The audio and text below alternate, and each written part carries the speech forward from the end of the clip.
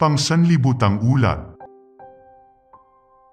Lupang binili ng 2 beses. Isang masalimuot na araw iyon para sa isang Seventh-day Adventist University sa Africa. Noong March 18, 2001, isang nakakatakot na pangyayari ang naganap sa Adventist University of Lukanga sa Lubero, sa Democratic Republic of Congo.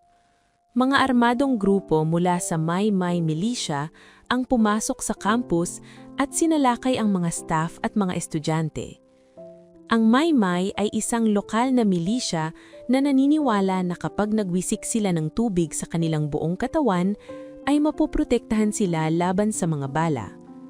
Sa gitna ng pag-atake, hinostage ng grupo ang 3 estudyante at pinilit silang umakyat sa isang kalapit na burol. Doon, kanilang inusisa ang mga estudyante at inakusahan ang unibersidad na sumasakop sa lupang hindi naman umano sa kanila. Ngunit sa katotohanan, matagal ng pag-aari ng Seventh-day Adventist Church ang lupang iyon at mayroon ng Adventist School doon mula pa noong 1965. Sa isang sandali, may isang miyembro nila ang nagbanta na babarilin ang mga estudyante sa malapitan. Kaya lang, biglang nagkaroon ng mainit na pagtatalo ang grupo at nagkaroon ng kaguluhan. Sa mismong sandaling iyon, bigla namang bumuhos ang malakas na ulan.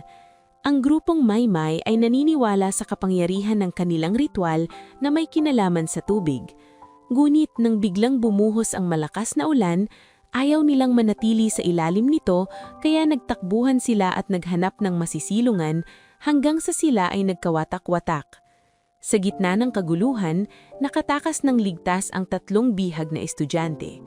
Marami ang naniniwala na ipinadala ng Diyos ang ulan upang iligtas ang kanilang buhay. Ngunit hindi pa doon natapos ang kwento. Ang pangyayaring iyon ay nagdulot ng tensyon sa mga pamilya ng dating mga pinuno ng lupa na nag-aangkin na ang lupang kinatatayuan ng unibersidad ay sa kanila. Upang maibalik ang kapayapaan, gumawa ng isang kakaibang desisyon ang Seventh-day Adventist Church.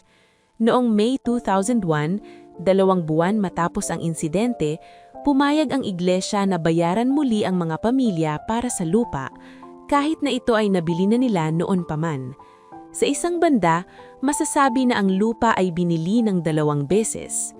Ang kwentong ito ay may mahalagang espiritual na aral.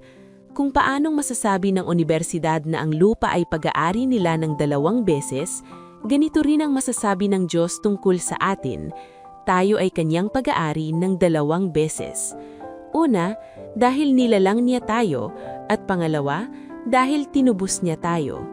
Tulad ng sinasabi sa 1 Corinthians 6:20, sapagkat kayo'y binili sa isang halaga, kaya't luwalhatiin ninyo ang Diyos sa inyong katawan at sa inyong espiritu, na kapwa sa Diyos. Maaari tayong maging bahagi ng kwento ng Adventist University of Lukanga sa pamamagitan ng pagbibigay sa 13th Sabbath Offering or Quarterly Mission Project Offering ngayong quarter. Sa mayon, ginagamit ng mga nursing students ang maliit na laboratorio ng klinika ng unibersidad para sa kanilang mga research. Ang mga handog na malilikom ay makakatulong sa pagtatayo ng bagong gusali para sa nursing school na magkakaroon ng mas malalaking laboratorio para sa 5 larangan ng pag-aaral: general nursing, midwifery, imaging, laboratory techniques, at pediatrics. Maraming salamat sa inyong bukas palad na pagbibigay para sa mahalagang proyektong ito.